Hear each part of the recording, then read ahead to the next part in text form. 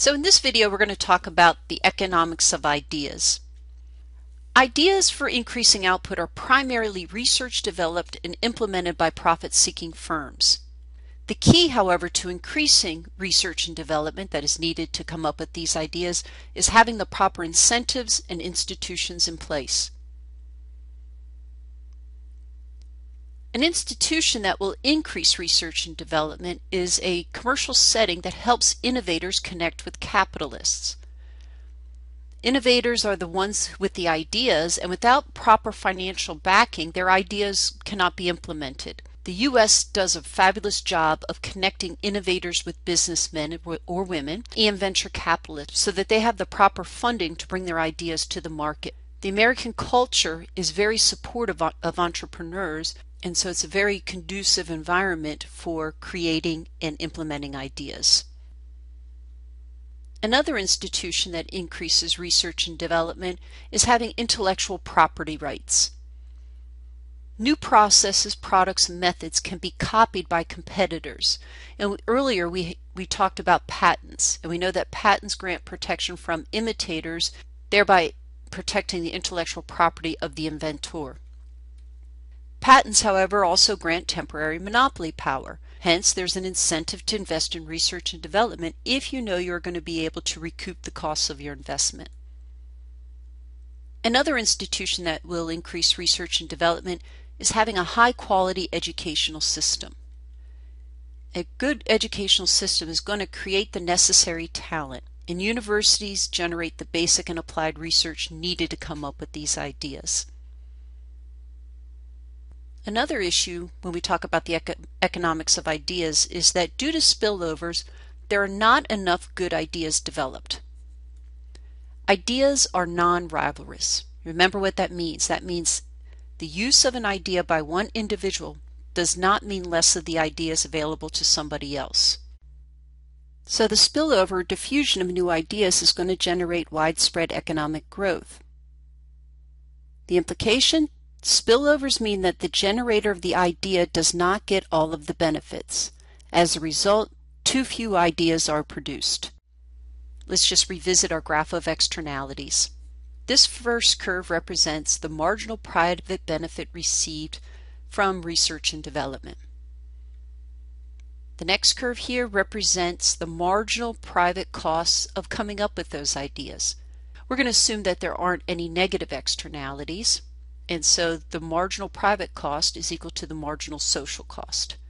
So the competitive market will clear at the point where the marginal private benefit of the last idea demanded is equal to the marginal private cost of the last idea produced. And so here we see that the market will produce enough research and development to come with I superscript P ideas. But because of spillover benefits, there's a difference between the marginal private benefit and the marginal social benefit curves. And so the optimal amount of ideas occurs where that marginal social benefit and the marginal social cost curve intersect, or the optimal ideas occurs at I superscript S. So the market is not going to produce enough ideas. This means that there is a role for government in the production of new ideas.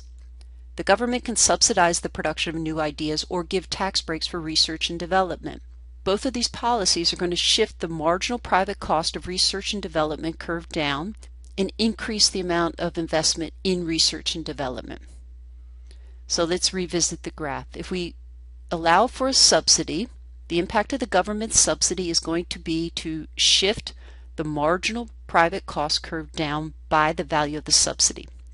Now, with that subsidy in place, the competitive equilibrium will take place where this new marginal private cost curve and the marginal private benefit curve intersect, and this is going to be at the socially efficient amount of ideas, or at I superscript S.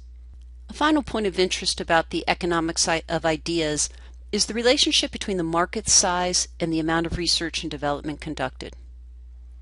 Innovations like pharmaceuticals, new computer chips, software, and chemicals require large amounts of research and development expenditures. If the potential market is small, companies are going to avoid investing in these sorts of innovations. In the book it mentions that would you rather produce a drug for a population in which only a few people are affected by a particular ailment, or would you rather produce a drug in which a lot of people have a particular ailment? The latter is what you're likely to see. Drug companies are going to avoid small potential markets and will turn to large potential markets because the larger markets mean increased rewards. There's going to be more sales. That means the ability to realize more economies of scale, and thus there's going to be the incentive to do more research and development.